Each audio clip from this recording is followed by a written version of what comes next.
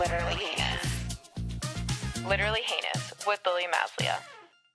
Hello and welcome back to Literally Heinous Summer Edition, Sandy Springs. We have a pod favorite back on, my mother, energy healer, business owner, mother of two, Sarah Galambos. Welcome back to Literally Heinous. You're a fan favorite. What's it like to be back? Well, I'm returning as a full-fledged psychic medium. Ooh. So it feels pretty cool. Went to a retreat at the beginning of June with Laura Lynn Jackson, and I found myself. So I'm thrilled. Oh my gosh. Better than ever. Well, I know the Haniacs are very excited to have the pod mother back on, and so excited to hear about your mediumship. I actually had a friend ask me if you were a medium, and I was like, no, but she should be, but I don't want to press. So can you talk a little bit about your mediumship? Yes. It is something that I have been doing for a long time, and what I found out, kind of what Laura Lynn validated a lot of things I've known, and we're all born with these gifts, the clairs, claircognizant, clairsentient, clairvoyance. And what happens, you hear of young kids saying all of these things about, oh, I've got this, friend, or it's an imaginary friend, or, oh, I know that person, or I've been here before. So we're all born with it, but it gets trained out of us and schooled out of us and shamed out of us. Yeah. And so I just started having lots of experiences, kind of coincided with perimenopause. And that is also a whole rabbit hole that you can go down because your brain changes at certain times in your life. And it was really interesting, but I kept pressing it down. And even with the retreats, I never led with it because it was something that just happened. Yeah. I'd be thinking about a guest, and I'd be out on a walk. I'd found a hawk's feather. And I'd say, hey, I was out on a walk and found a hawk's feather. And the guest that hadn't come to the retreat yet would be like, oh, my God, my husband, that was his sign. And just all these things a lot of the times. Yeah. But I'm going to use air quotes, and you're going to laugh, normal. Yeah. Right? It doesn't really fit. But I think I look like a normal, 56-year-old Gen X mom. Yeah. I don't look like a psychic medium. There's no fedora, caftan, swirling smoke about me. But it's real. The other side is real. My connection to it's real. Your connection to it's real. That's amazing. It is so amazing. It's so liberating, and I'm just so excited. I am not a psychic medium that you would call up for a reading necessarily that say, hey, I lost somebody, I want to connect. But I can, within a retreat weekend, absolutely show you how to connect to yourself well enough for you to do it. Yeah. So it just happens in lots of different ways. I think I have a mix of all four of the clairs. And I think I also have to have some kind of soul connection to the alive person. But I don't know that that's true yet. Yeah. So what is the next step for you in your mediumship? I think the next step is just leaning into it and talking about it more and accepting the fact that there's going to be people probably in 3 different camps. Yeah. Oh my God, finally you're out of the closet with it. Geez, well, awesome for you. The next one is, wow, that's really cool, and curiosity. And the third one is, you're so full of shit, your eyes are brown. But are they? No, they're blue. Bluer than ever? Yes. Right? I have deep respect for everybody's gifts and how they carry them. And I think sometimes it crosses the point to where that, performance is their personality. Yeah. And that's what doesn't vibe with me. A little bit of encouragement to everybody listening that you have this. And sometimes it's just as simple as taking a deep breath and saying, I'm here, I'm present, and I'm open to connection, and allowing things to present themselves and really being tuned in to signs. Yeah. There's number sequences, there's birds, there's feathers. Those are the easy ones, the butterflies. You can ask for a Siamese cat with a blue bow. Yeah. See what happens. So what is your advice to someone who's lost someone and wants to connect with them? Great question. I actually want to do a retreat around this. And I believe that the person that has crossed, their one main goal is to make connection with the person that's grieving them. Yeah. And my biggest piece of advice was just to be open to that. Yeah. Be open to the fact that their energy's neither created nor destroyed. So true. We are souls having a human experience, and when our body gives out, our soul goes on. And it just is a constant reincarnation. Yeah. And you're person that has gone to the other side. If you were to think of the other side, imagine, or maybe you are holding a piece of paper right now and your four fingers are on the other side. That's the other side. They're Yeah. all around. Be open to it. Yeah. And be curious about the signs and practice it. Yeah. Yeah. That is amazing. Simple. Yeah. Not sexy. Yeah. So you have been on like 2 retreats this year alone, but you also host retreats. What is that experience like? Oh, it's been wonderful. So this year, we've spent the last, kind of 12 years, on a healing journey, and then the last 6 years concentrated on building the retreat business. And this, year we've got to April and realized we're burned out. So we're on a bit of a sabbatical. So going on these retreats has been filling my own cup. Yeah. And I felt like, too, with our retreats, I'd gotten to a bit of a plateau. Not to toot my own horn, I will. We perfected what we do. I didn't have to take a course or read a book, or it's a real life experience with people that are much further along on the path than I am, that I can take from them, fill my cup, and then fill yours. Yeah. What do you think sets you apart in like your details that you put on for your retreat? The first thing that comes to mind and thinking about like the higher end retreats that I've been on with the bigger name people is the intimacy of our retreats. Yeah. And when you come to our retreats, we know about you and we are so excited that you've gotten there and that you've chosen to work with us, versus when I went to these other retreats, I did not feel that warm reception at all. Yeah. Not even a little bit.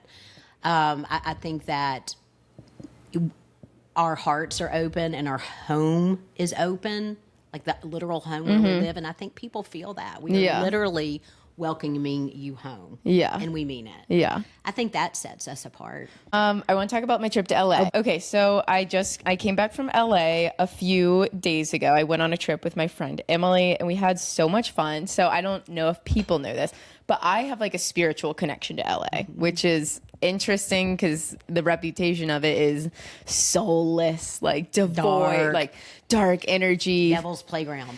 fake charlatans, Botox, like Hollywood, and does not faze me. Like, so I went to LA for the first time on a work trip when I was working for General Motors back in 2022. I was, I think, 24, and I actually didn't even go to LA. I was in Death Valley for 2 days. It was really boring. And then I was able to leave after 2 days, and I was like, I think I'm gonna stay in LA like by myself. I already had like the free flight out there, so I just got myself a hotel in West Hollywood on Sunset Boulevard and just hung out for like 2 days by myself. And that was where Literally Heinous, the podcast, was born, where she was conceived. I came back from LA and I was like, I have to do something. I want something to like work on. And I was really into podcasts at the time. So I was like, I think I'm going to start a podcast. And then Literally Heinous was born November of that year.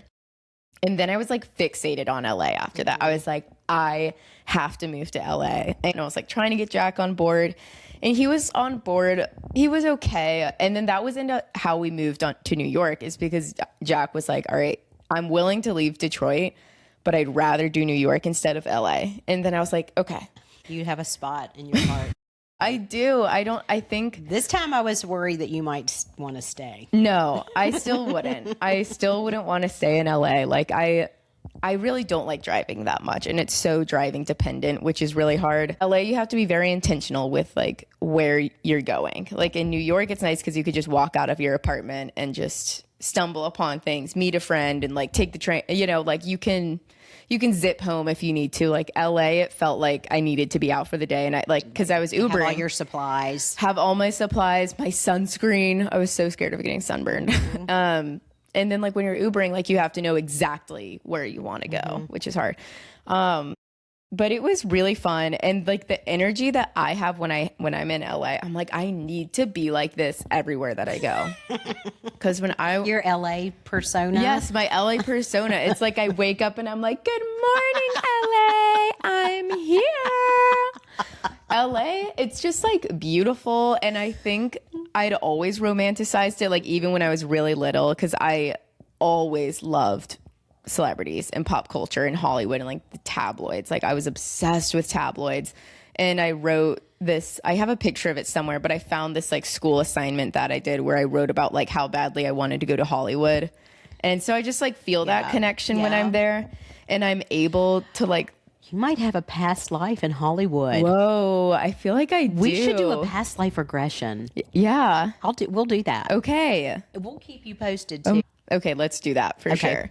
Every single person is wildly attractive, and everyone is creative.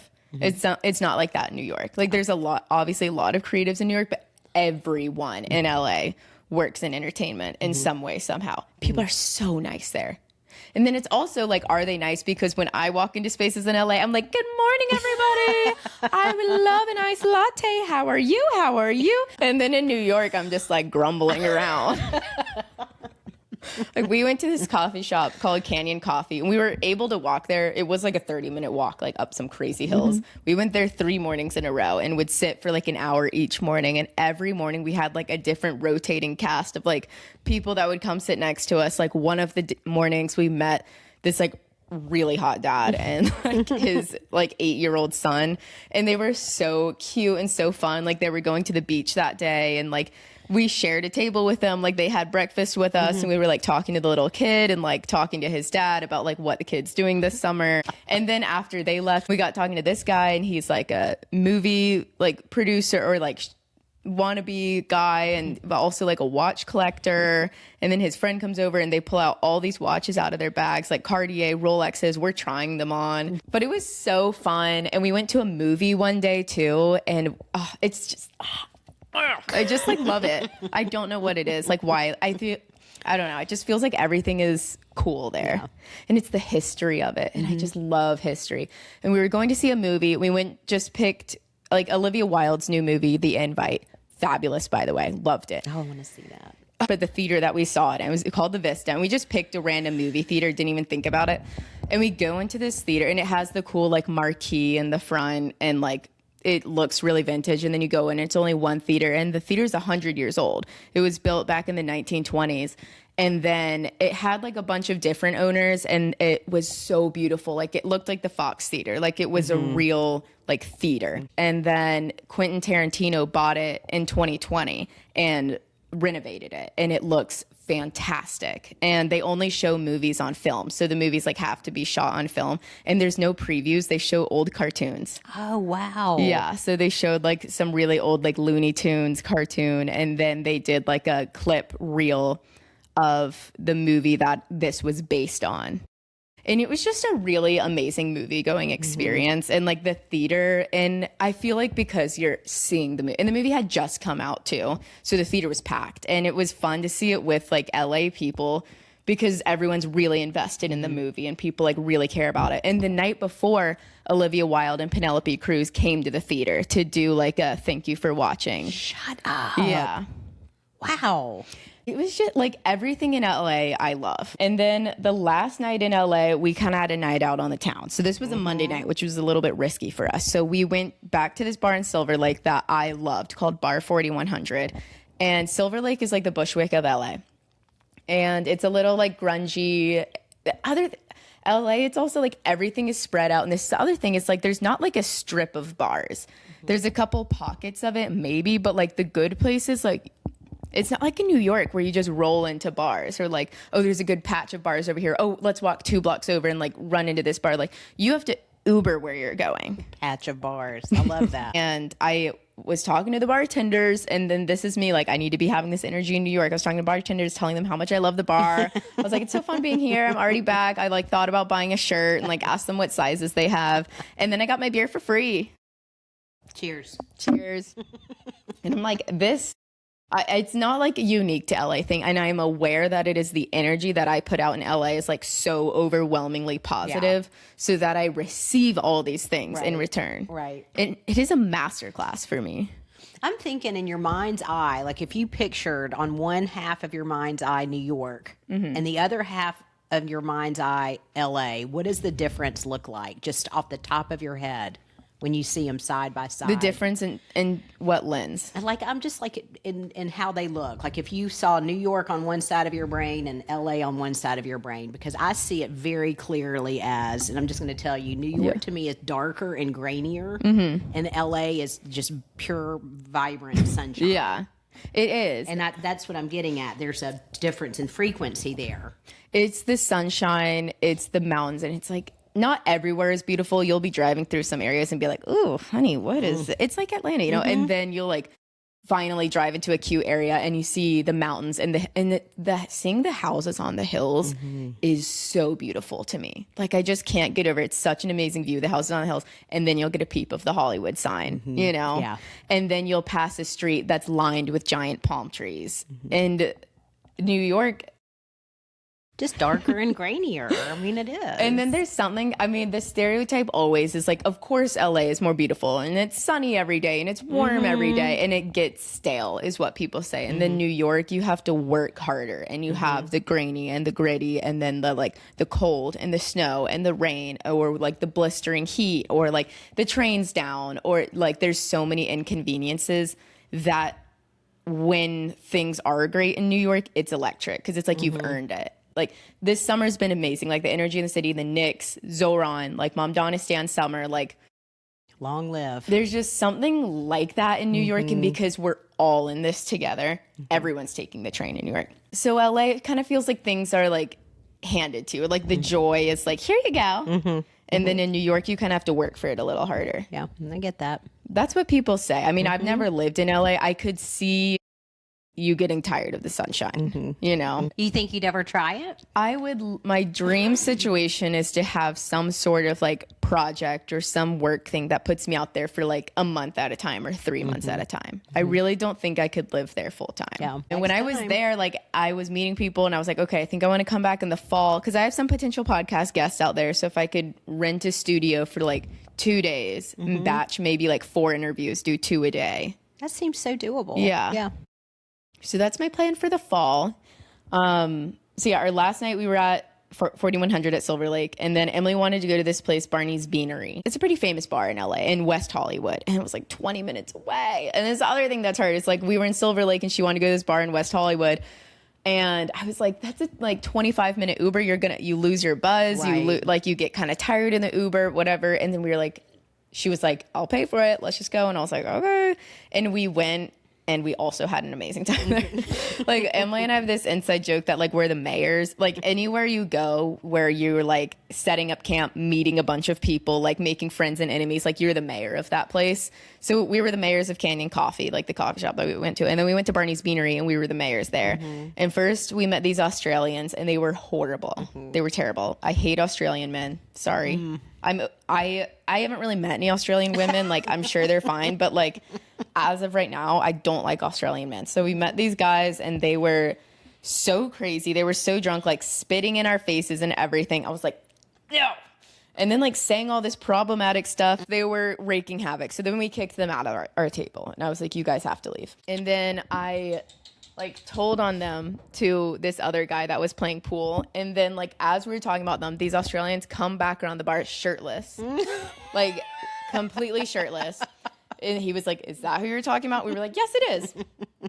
Yes, it is. And then last stop, Emily and I go to the pool table and then we meet these 2 guys and we're talking to them. They're like film guys. So we were like, this will be interesting. And it was really interesting. One of them I was talking to, I'm not going to reveal his name, but his name is kind of germane to the story. So we'll say his name is Socrates because it was kind of similar to that. It was like kind of a crazy name. And these guys were like so douchey and film bro-y. And he like wouldn't tell me what he did for work. He was like, I don't want to brag. Like, I don't want to come off as bragging. And I was like, okay, whatever. I don't care. And obviously I did want to know, but I knew that he wanted me to be like, come on, you can't say that. And then I was like, I'm not giving it into that. I'm not playing checkers with this kid. No, I'm not doing that. And then like we were talking about Spotify Wrapped or something. And I was like, oh, Ariana Grande's been my top on Spotify Wrapped for like 10 years. And he was like, oh, I actually met her once. And I was like, really? And he, I guess, was friends with her ex-husband's younger brother, Dalton. and he'd like been to their house together, and I was like, in Montecito, and he was, so I knew where her house was, and he was like, no, and then he would go up to play pool, and then like come back and start talking about something else, but I'd be like trying to find ways to like, I'm so sorry. And then what were you saying about the other thing that we were talking about? Oh yeah, who was it again? I can't totally remember, but I was just like mining for gossip, but trying not to be weird about it. But he didn't really have anything interesting to say, which was hard. I was like, well, do you know why they got divorced? And he was like, no. I was like, God, you don't know anything. Useless. Useless. And then we got on the topic of aging, and then I was doing my whole spiel. I was like, I'm excited to get older. Like, I think like every year I get like cooler and smarter and more interesting. And I just like refused to buy into like, I'm getting old. And he was like, okay, like that's interesting. Like, where did you like learn that like philosophy from, or like what inspired? And then my eyes lit up. And I was like, oh, actually, Julia Fox taught me that. And then he was like, I'm going to stop you right there. Like, the way you just like got so excited to answer my question, like you knew you had an answer prepared. You were just excited to answer my question. It was funny. And I was like, you had a question and I had a good answer prepared. And he was like making fun of me for it. He was like, yeah, but like your eyes lit up and you were just like really excited to tell me that you learned it from Julia Fox. What a douche. I know, right? Yeah, like you can't just be excited because you're excited. You have to have some kind of like nonchalance. And this is the LA This is the LA that people talk about, and it doesn't affect me because I refuse to buy into it and I refuse to let it affect me. Mm-hmm. And I was like, well, you asked a question that I happen to have a good answer for, because the person who does inspire my like excitement for age besides you is Julia Fox. She's in great company. Yeah. Yeah. I think Julia Fox is the coolest person in the world. Like, she is a huge inspiration to me, like creatively and just as a person. And I love her down. So I'm like, okay, Julia Fox is 35 or Julia Fox is 36. And I think she's the coolest person in the world. She's only going to get cooler and interesting. So I'm like, I have to feel that too. Exactly. So when he was like, where'd you learn that from? I was like, I'm glad you asked. And I was like, well, yeah, I was glad you asked because I had a good answer for it. Right. Yeah, so it's like the nonchalant epidemic over there. And it just feeds into his whole thing when he was like, oh, I don't want to like, let's not talk about work. Or like, oh, I'm not on Instagram. Like, I don't want to do all that tonight. Like, I just want to have a normal night. Yeah, and then you found out why he's not on Instagram. Mm-hmm. Then we started talking about my podcast. And then when we were leaving, I wasn't trying to be mean, but I just said like, yeah, like if you ever work on anything interesting, like I'd love to have you on my podcast. And he was like, yeah, I have. Have you ever heard of Obsession? And I was like, yeah, the biggest horror movie of the year. I have, but I wouldn't know that because you refuse to talk about work. Mm-hmm. So it's like, because you're so nonchalant. As soon as he found out that I had like a pop culture podcast and that I was, like relatively worthy. Yeah. And then he got all insecure, like, have you heard of Obsession? Mm-hmm. So I'm like, well, I would have loved to talk to you about it. So it's like this epidemic that these like people have about like not wanting to brag, but then it's like the second that you challenge their like coolness or the second they feel their perception of themselves. Yes. Then that's when they get braggy about it. When you threaten someone's identity. Yeah. Yep. Well, I'm like, if you could just be normal and if like I am very forthcoming about my podcast. Like, I love to talk about it. I'm never bragging about it because what is there to brag about?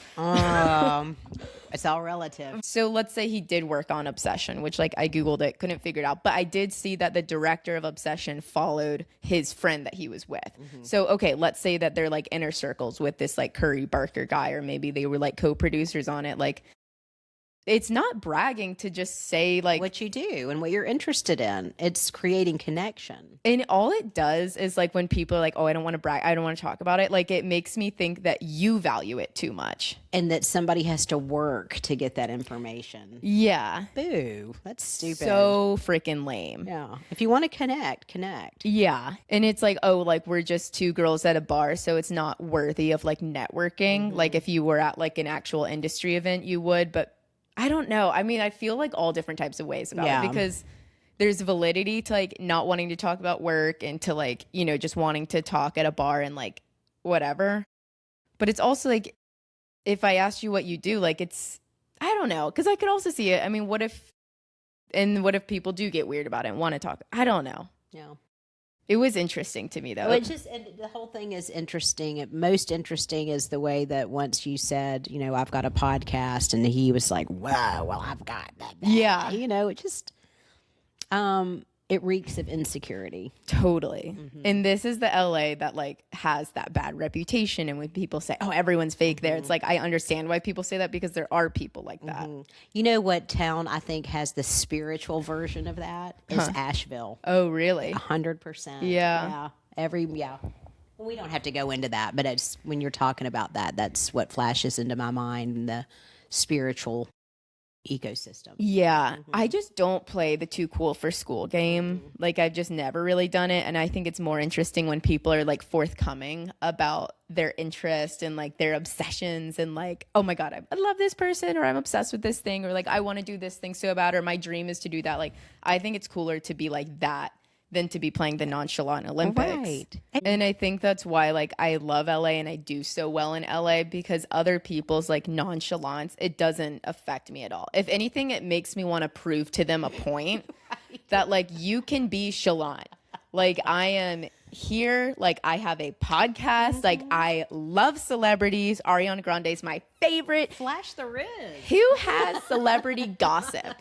I will do that. And this is so like uncouth of me probably, is like I ask people for celebrity gossip all the time, like if they work in the industry or if they know anything, because it's like people love to talk about it. And yeah, like when I had like Maggie over, who was my guest a few weeks ago, like she's very celebrity adjacent in a few different ways. And like the first thing I asked her was like, so you're 2 degrees of separation from Olivia Rodrigo, got any tea? And like people don't do that, and it's like, who cares? Who cares? It's also like I have a pop culture podcast, so what am I going to do? Pretend to be nonchalant? Right. Pretend like you don't care. No, like I ask people all the time. You're always mining. Whatever. So, anyways, and then we Googled him the next day and found out some crazy stuff. But apparently, it was all a misunderstanding. It usually is. So that's why I'm referring to him as Socrates. Yeah, and then I performed on a stand-up show in LA. That was really fun too. My friend from the game show invited me to just like kind of do 10 minutes of stand-up to open for their improv show. And it was really fun. And I like posted on my story, like performing in LA tonight, which is true. Yep. But the way that I got like 45 likes on the story and like 1 million responses, and of people being like, oh my God, because it sounds cool. And it was cool. But like you get there and it was fun, but it's like comedy is so not glamorous. Unless if you were like the John Mulaney's of the world, like performing the at 1%ers. Radio City Music Hall. But even there's not one single thing that's glamorous about comedy, pretty much at any level, unless you're hosting the Oscars or something like that. It is never glamorous. So it was cool. It was so fun to say, like, I'm performing in LA. And then you get there and it's like a tiny little black box theater and they're like, we don't have a mic. And I'm like, okay. I can project. But it was fun. It was fun. I got to say, like, I performed in LA and it really felt like the trip was a work trip, which felt really nice. Because now that I'm like doing this full time, like taking a vacation feels kind of like, kind of stressful. I don't know. You know what I think, and I've told you this before, and I'm going to keep telling it to you until it sinks in completely. But if you can think of it as you're always working, even when you're on vacation, this is your job, and part of your job is to talk about pop culture and also just humanity as a whole. So when you're on vacation and you're at the coffee shop and you're talking to the dad and the son, that is actually kind of you working. If you can extrapolate that, because you are about the human connection and telling stories and such.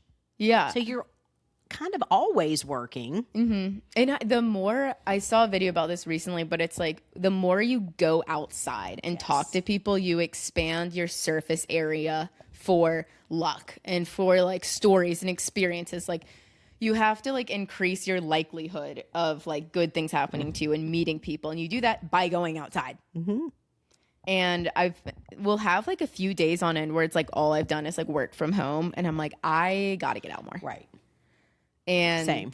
Yeah. And it's real because it's like you have to increase your surface area. And then it's like when I'm in LA meeting all these people and the mayor of Canyon Coffee, the mayor of Barney's Beanery, like having these interesting stories. And it's like, okay, this Socrates guy was kind of a freak, but like, now I have a good story for the podcast. And I learned more things about LA. Right. And that's the fun part of your work that doesn't feel like work. And I think that's might be the hitch in the giddy up. Yeah. Because you're working, but it's so fun it doesn't feel like work. I know. And I'm so used to like the General Motors School of Business where I'm like actually doing the most boring stuff in the world. Everything is like working together.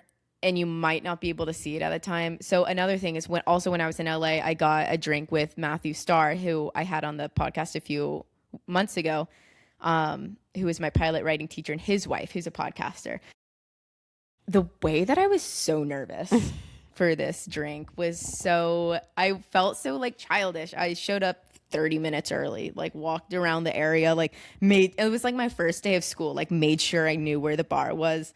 And I was trying to like get away from like texting I'm here and just I guess I was like trying to be nonchalant, but I was really nervous for it. And then like we had like one drink, but I felt like I was so boring the whole time. Like I felt like I was so, I don't know, like couldn't think of a question to ask or like a story to tell. And luckily I love talking to Matthew, but like since I did an hour and a half interview with him, like I knew his whole thing. So I was interested in talking to his wife, who's like a hardcore podcaster. She has an amazing podcast called Cramped. It's all about periods and her endometriosis journey. Talk about being grateful for what you have. The plight that so many women deal with is crazy. In what way? Expand on that. Like these debilitating period cramps, like like she calls them death cramps. And it's like these cramps that last for days where it's like you're throwing up, you're fainting, you're dehydrated, you can't see straight, you know? Oof. I do not know. I mean, fortunately, but I have heard tale like I listened to a few episodes of her podcast just to like prepare for meeting her. And I was just so grateful that I don't deal with that. Yeah. And she and it takes so long to get diagnosed with endometriosis because so many women are not believed by doctors. Right. We've never studied the female body really. Like the male anatomy is pretty much our basis for like everything. And when you really learn about like the female body and like what our body has and how little information is actually out there, it is infuriating. Yeah. Because men and women, our anatomies are like really different. And like what you were saying earlier, I meant to go back to this, but about like your perimenopause, like women are so powerful. And if we lived in a matriarchal society, oh my God, I can't even talk about that right now because I'll get too mad. Another podcast. So we'll do another podcast. But it's like women deal with so much in these cramps that she has, and like so many women that I've heard about. And you just put girls on birth control at age like 13, and it's like, we'll deal with it. Go to school. It's a period. It's not that big of a deal. And then it's like their moms and their aunts being like, well, I also dealt with that, and I went to school. And it's like, okay, well, because you probably had endometriosis too, but it doesn't get diagnosed because women don't get believed. Right. And it takes so much money and so much time. If men had these like, there would be a pill for it. if men had debilitating cramps where you were lying on the bathroom floor, like throwing up, couldn't see, fainting once a month, by the way, once a month, maybe 4 days out of every month, like it would be so different. And her life, I was just like, when I saw her, I just like hugged her and I was like, I'm so sorry. Like my period, I was thinking about it and I was like, if my period were a house guest, she would come, you know, once a month, like just let me know, like, hey, I'm going to be there from Tuesday to Thursday. I got tickets to the Met. I'm going by myself. I want to go to this restaurant by myself. Leave her shoes out the door. She makes her bed every morning, tiptoes out quietly. Like, you know what I mean? Yeah. Like that's like no big deal. No big deal. Like if my period were a house guest, like that's her vibe. And like maybe like she'll kind of ask me to like make her dinner once. And I'm like, oh my God, okay, whatever. Like a little bit needy every once in a while. Right. But at the end of the day, like she leaves, sends me a nice text, like, thank you so much for having me. This was so amazing. Like, I'll see you next month. Like, I probably won't be there for that long. You know? She sounds delightful. Like a delight. And I'm like, what more could you ask for? It's more just like knocking on the door, like, hey, you're not pregnant. Just want to say what's up. Like, so good talking to you. You're doing great. Up, cutie. Like, that is how my period feels. And then it's like hers, like in her guest, it's like a house guest that like comes in with like squatters. An air horn, like, I'm here, like stomps all over, like doesn't take their shoes off, tracks mud everywhere. Like, do you mind if I sleep with you? Well, I was laying in bed this morning with a hot flash that had me 10 degrees hotter than the sun, thinking, I wonder when I should tell Lily about perimenopause. Like, really tell her. And that could be another podcast. Because it is obviously very life-changing. And when I referenced, your brain changes, neurologically, this is all research. You can go out and look at the data. In adolescence, right, you change in matrescence when you become a mother. Okay. Your brain changes. And then again in perimenopause. These are big, big changes. And for the longest time, and you may even remember in like one of my earliest writings, I wrote the sentence, I didn't know if I was having a spiritual awakening, dark night of the soul, or I was just losing my mind. Yeah. Or I was going through perimenopause. And it was all three of those things at the same time. Yeah, but it really was, now that I can look back, that I'm mostly out of it, I can see where it was really perimenopause. Yeah. But there was no information about it. I know. And I'm so grateful now that everybody's talking about it. That's a win. It is a win. I think things are getting better. Like people like Katie and with the Cramped podcast, and people are talking about it more. And this is something like that the age of the internet is great for, is because everyone gets a platform. Yeah. And now we can talk about these things, and like it's okay to talk about them. I feel like things are getting better, but it is absolutely wild how little we know about the female body, and how it just doesn't get studied, and how women are routinely just turned away and told like, oh, have you tried losing weight? Have you tried meditating? Have you tried journaling? Like you must just have, like, people didn't even talk about anxiety until like 10 years ago. So even though these times that we live in kind of suck, there's a lot of things now that are like, that are better. So much better. Things that are better. Like truly. Okay, maybe I was a little disappointed in myself because I felt like I didn't have enough questions, or I wasn't like interesting enough. But every single connection that you make, it will help you later on in some reason. Like you just have to keep in mind that like things are working together, and like even if you can't see the exact benefit in that moment, 6 months, a year later, you'll be able to connect the dots. I 100% am in my head giving you a standing ovation for that. And I'm holding this thought too, that sometimes it can feel uncomfortable when your job is to be a blank canvas. Yeah. And listen. Yeah. Because and I'm not just saying you, but, if you're in the creative industry, you're used to the spotlight on you. You're used to being out and vibrant and doing all the things. And sometimes your job is going to be to sit and listen. Yeah. And that can feel uncomfortable. Yeah. And it's sometimes when I meet people that are interesting, majority of time I have like all these burning questions and like whatever. And it was just like when I was talking to them, I was just kind of just more like listening. And I think I'm also coming to the realization that like my podcast and like my corner of the internet is not like it's not a typical podcast like the Daily is, or like the NPR podcast, or like some of those like true crime ones. I think I more so just like to talk. I like to interview people. I like to share my stories, but I'm never going to be like, I'm not interested in being like a capital P podcaster. I think you come by that honestly. Yeah. I think, there's some in our blood to do things differently. We march to the beat of a different drummer. Yeah. And I'm the same way with my retreats. Yeah. And I will get from my copy coach or somebody maybe that's mentoring, well, this is the way you should do it, and this is the template. And I'm like, but I don't like that. I know. It doesn't resonate. That's not me. And part of our challenge is to be honoring of our uniqueness. Yeah. It's so true, because I'm not interested in doing like having like a podcast like that, you know, like, and you're so much better off like not doing what everyone else is doing and doing what feels right to you, because that's how like anything gets made, you know, Right. like the best movies get made. And I think too, the pendulum is swinging back, the polished, the girl boss, all the, when the pendulum swung that way, and everybody was on that bandwagon, kind of left room for us over here to be like, this is who I am. Yeah. This is how I do it. And if you want authentic, you want vulnerable, you want real, then come here. Yeah. And we can serve you that. If you want polished perfection, then there's plenty of that over there. Go for it. Yeah. Okay, so I wanted to transition into some questions that we have from the Haniacs for you. Ooh. Yeah. that. So one question was about control and how to tackle issues around like your own need to control. What are your thoughts around that? My first thought that comes to mind is there is only one thing that you can control, and that is yourself. Yeah. Literally. An exercise that we take people through at the retreat is to make a circle, and within that put everything that you can control. And then, so that's an inside circle, then draw a circle outside of that, and everything, you list everything that you can't control. Yeah.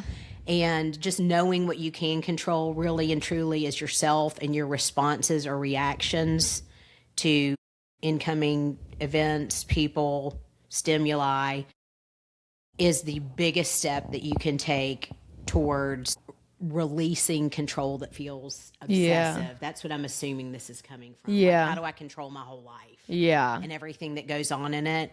You can't. Mm-hmm. You can control your inner landscape. You can control your relationship with yourself. You can control the way that you speak to yourself. You can control the way that you show up. You cannot control really anything outside of that. Yeah. I have big like control issues. It takes people a long time to learn that. And what really excites me is, God, there's so much about your all's generations, yours and Vic's, that it makes me so hopeful. And it's a lot of these conversations around these things, because I didn't know any of this until 10 years ago. Yeah. I was 45. Yeah. Y'all are 23 and 28. I know. Yeah, it is. When I was at Jack's birthday, so Jack's 30th birthday a few weeks ago, we rented a shuttle bus and took everyone to the beach. And I was like really feeling my control issues for that. And I think it was because I was sober that I was like I'm like, how is being sober a bad thing right now? Mm-hmm. Like, I was really stressed about like the traffic. I mean, it took an hour 15 to get there. So I was just like, oh my God. And then like while we were there, I mean, there was like 25 people there, like all the different pockets of people, and just like really observing what everyone's talking about. Like, yeah. So I feel like, you know, there's one thing of like, okay, I'm worried about the traffic, and I know I can't control the traffic, right? But if you dig under that, there's another layer of needing / feeling like / wanting to control people's levels of happiness. 100%. That is all I do. And then when we were like, I saw the traffic, I always resort to like, I'm such like an energy like curator, like playing a game. And so like when I saw how bad traffic was, and I was like, oh, it's going to take us 30 minutes to get out of Bushwick. I was like, okay, let's play a game. And then so I started like leading a game on the bus. We played like Chic or Freak on the bus. Mm-hmm. And then I was like, I can't do this the whole time. And I do that all the time. Like even in like long Ubers, or like if we're waiting in line for a bar. So I don't know. I wish I didn't. Mm-hmm. And I don't know how other people don't. Well, I think there's, you know, two sides to the coin, like there always are, is that, you know, you want to help people have a really good time and enjoy and raise the frequency and do that, and you're good at it. Yeah. Then it can cross into, you know, being like performative and having to do it. And I remember there's a line from a Zac Brown song that felt like an anthem when I was divorcing, was I felt like a clown who couldn't take off her makeup. Yeah. That's tea. And so I think being aware of this can help the people that ask that question to start to learn the difference. And my biggest piece of advice that I would give is to try to do that very neutrally, like not shaming or blaming yourself, just like you're like a scientist doing research and observing, oh, wow, that's interesting the way that I do that. And what would it feel like if I just took a deep breath and I settled into my seat on this shuttle and just let people be? Yeah. What would that feel like? And it would probably feel pretty scary and freaky at first, but then next time you practice it, you do it longer. and then longer. And then before you know it, at some point, you become somebody that can just take a breath, sink into their chair, and let everybody else have their own experience. Yeah, for sure. It takes practice. I know. It was hard at the And you were beach. trained. Yeah. And this could be a teaching moment, a living amends right now, is that you came by that honestly. I was trained to do that by my parents. And before I knew better, I probably trained you to do that. Yeah. And I'm sorry for that. It's okay. I'm like, why do I say I love hosting when I spent the entire time stressed about like who's talking to who and like, are these people feeling left out, or like these 3 have been gone for a long time. Are they not having fun? These 2 people left early, called an Uber and left early. And I'm like, well, why? And then I'm looking at Jack and I'm like, it's his party. And he's having a blast. And I'm like, Jack has been playing the same game with the same 5 people the entire time. And then I'm like floating to over to different groups. And I'm like, it's not even my party. Well, it is in a way because you're the hostess and that's part of your job. And, you know, as you become more of an energy master, I'll go ahead and say it. You learn, okay, I am a hostess, but this is where my hostess responsibilities end. Yeah. And that as a person at this party, I get to enjoy myself too. Yeah.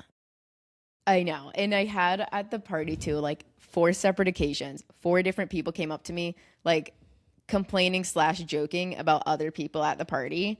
And it made me feel so like, and nothing was that bad. Like no one was like being nefarious, evil, like making anyone, it was all just little like, who's that person? He said like this. And I just felt like everyone was a representation of me, which is so not true.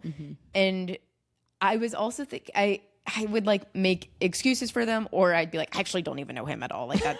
I'd be like, actually, that's Jack's friend. Why are they there? Why are they here? I don't even know how he got on the bus. I was like, sorry, like he's not my friend. And then everyone's like, it's fine. And then I'm also like, how many times have I been at a party and said something to the host being like, that guy was weird. Yeah. And you're just like making a casual observation. Yeah. I've done that to other people at parties, but I've never once thought that they were like, just because this person was at my friend's party, like that's my friend's best friend.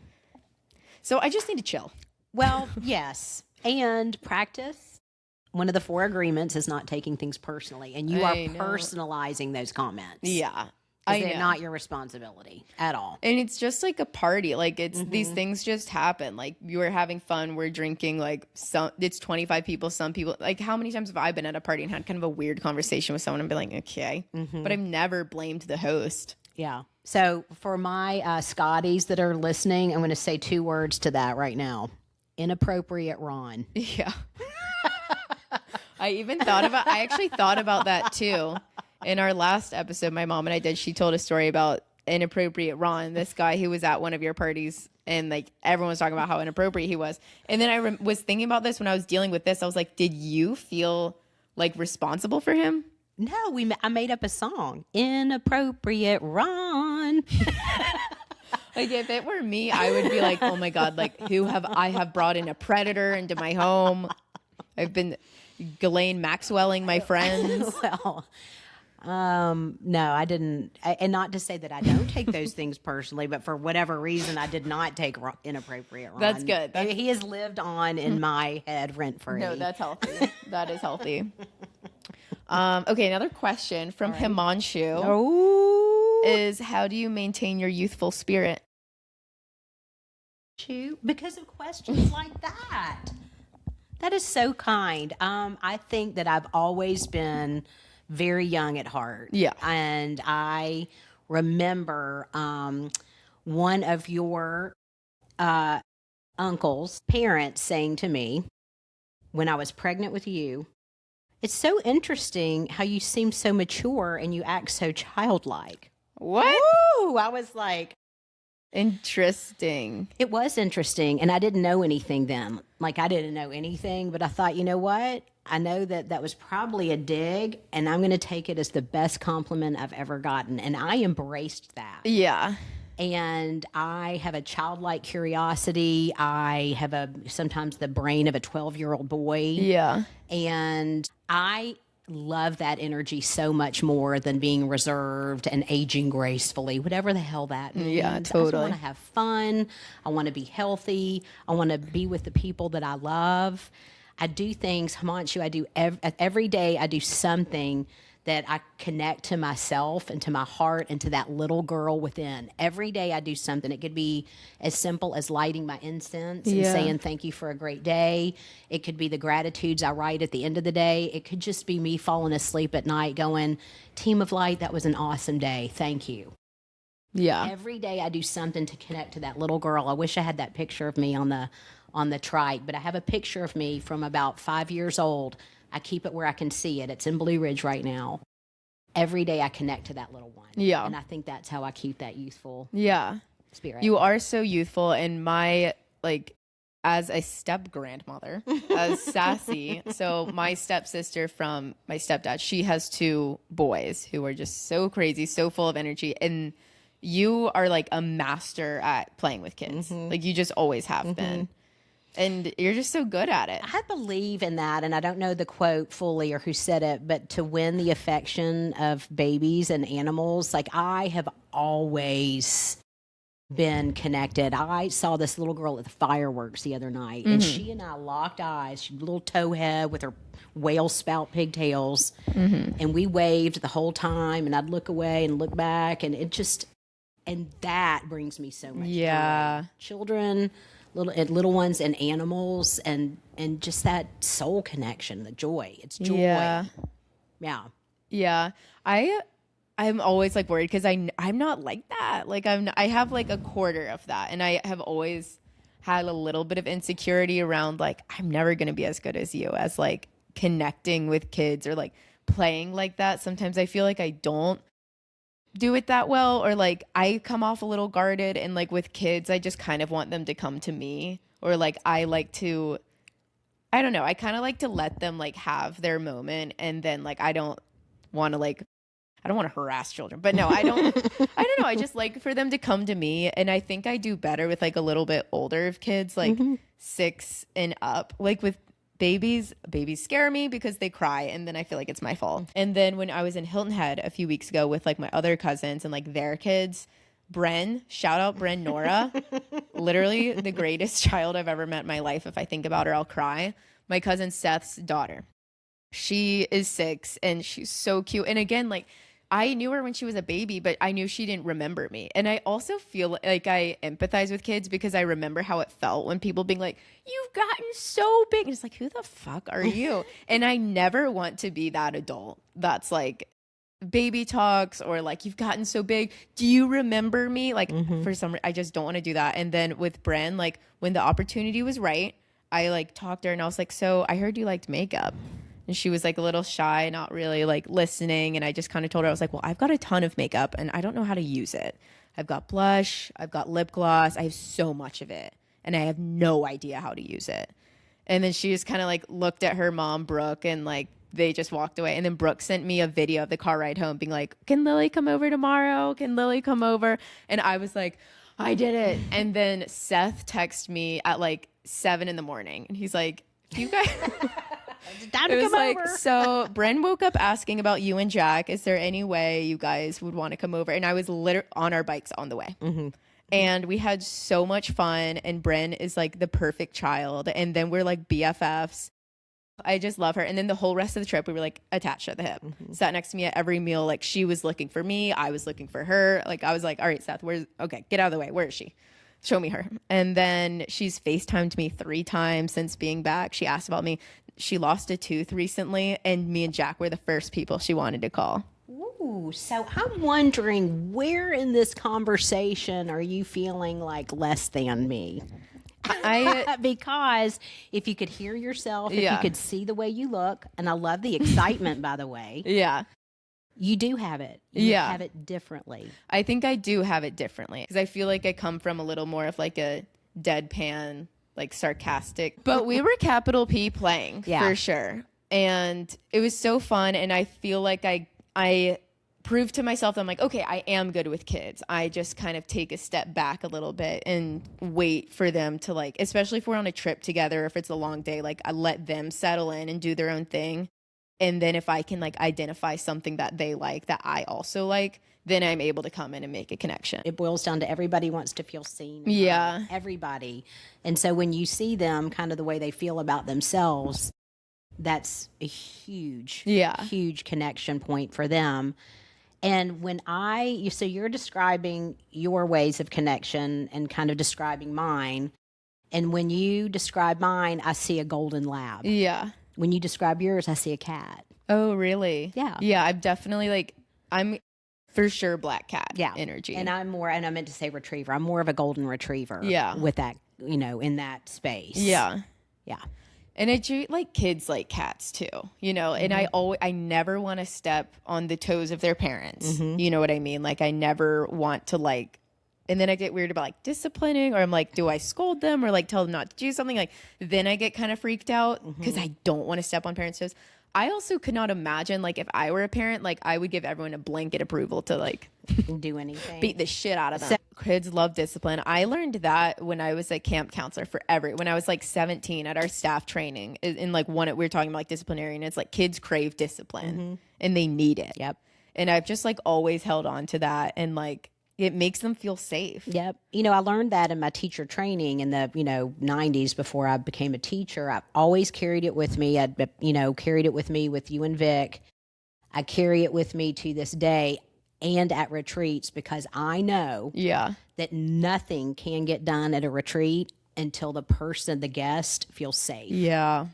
And you can't feel safe if the boundaries are willy-nilly and there's chaos. You need to have the feeling of safety to be safe. Yeah.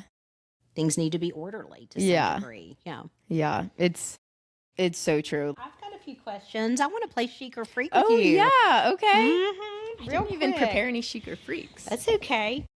What just happened at the Empire State Building, the stunt? Chic or Freak? Chic. Me too. Why do you like it? It feels like daring and exciting and hopeful. Yeah. Like they did something that's kind of like almost not impossible, but so so extraordinary. Yeah. And I just thought it was brilliant. It didn't harm anybody. No, it didn't harm anybody. And the fact that they're the most attractive people have you seen her? No. You haven't seen her? Not fully on. She'll have to show me. She's literally the hottest woman I've ever seen in my entire life. Like a Megan Fox pre all of that, like Mila Kunis, like insane. Ooh. And he's so attractive too. Yeah. New York is the place to be this summer. It is. Everything going on. Yeah. Is exciting. How about doing a full astrology reading to determine your business outlook for the year? Freak. Why? I'm not into astrology. Okay. I'm just not. And I think that like, I don't know, like I am saying freak. I can see the validity of like, I also think it's kind of like tarot reading where it's like you get a card and like, it doesn't matter what you get. And okay, in my perspective, the point of tarot is like the cards that you get, you can apply anything to your life. And all it does is like forces you to view things through a different lens. So if you pull the death card, for example, like you could apply it to like, oh, the death of my relationship, or you could apply it to like the death of your career. It's not literal. So I think if you did an astrology reading for your business, like it could just make you think of things through a different lens. But I don't think you should be making any permanent decisions based on any astrological reasoning. I'll take that. All right. This one is a burning question on my mind. Okay. Blake Lively not getting an invite. I think it's freak. The Taylor and Blake friend breakup. I would love to know what happened. Mm-hmm. So obviously, Blake accused Justin Baldoni of sexual harassment on the set, turned into this like career ending, like huge scandal, like multi-million-dollar lawsuit, completely derailed her career, completely derailed his career. Obviously, where there's smoke, there's fire. And she's so rich, she's so powerful, total A-list celebrity. I don't know why she would go through the trouble of like, creating a lawsuit, completely derailing the press of the movie if there was nothing going on. Obviously something weird happened. And then Taylor is such a champion of like Me Too, and like she's been a victim of like sexual harassment multiple times, and that's her best friend. She's the godmother of her kids.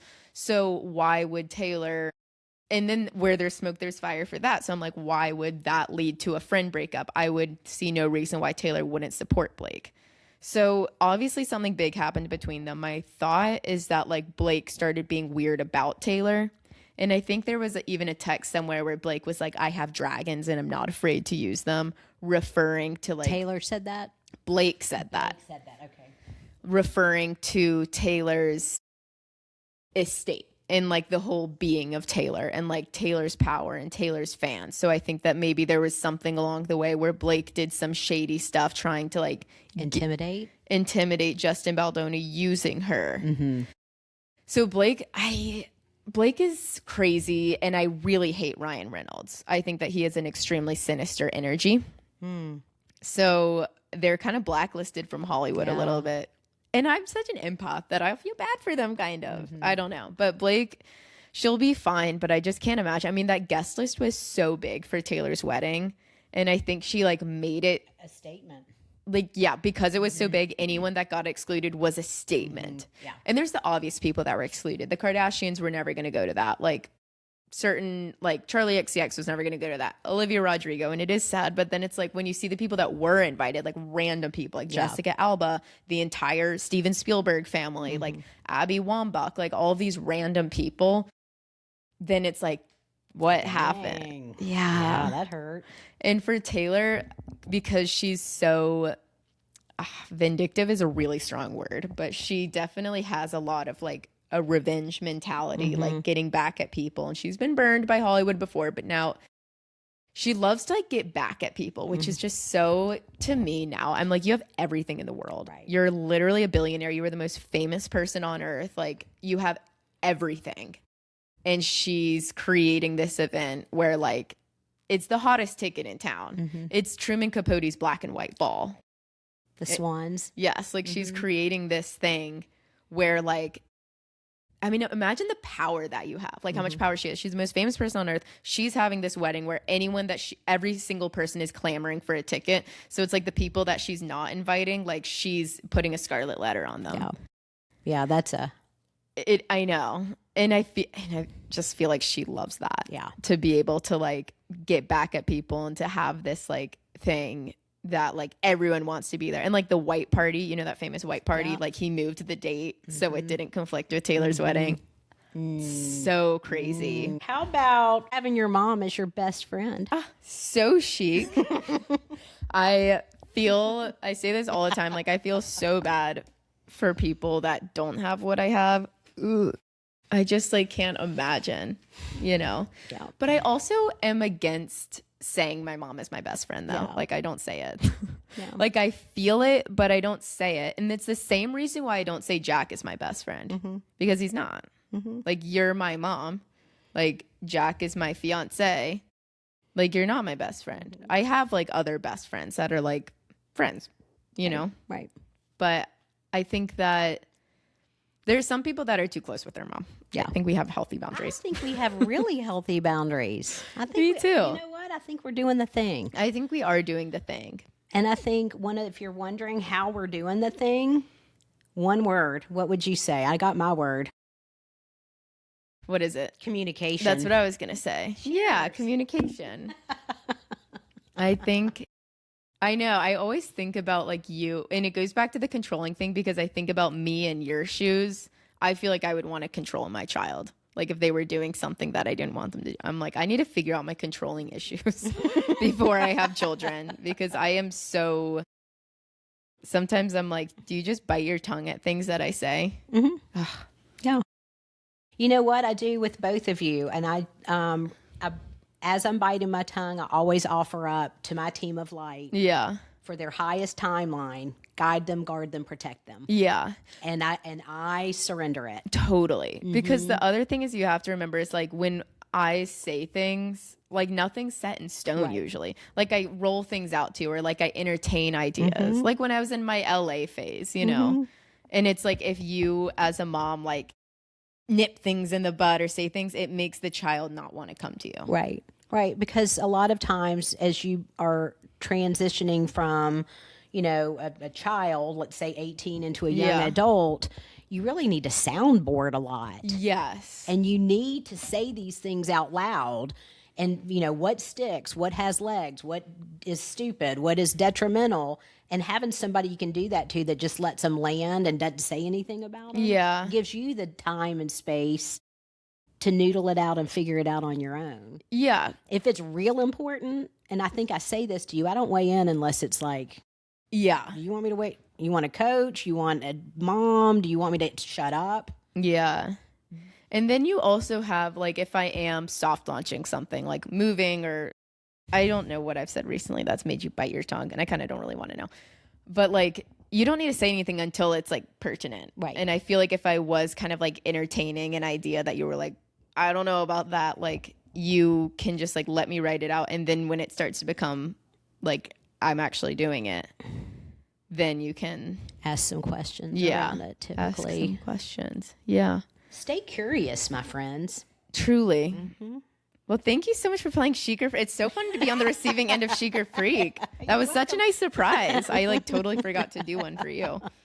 My pleasure. Thanks for having me on. Okay, well, we'll be back next week with another episode. All right. See you soon. Thanks for coming on. Bye.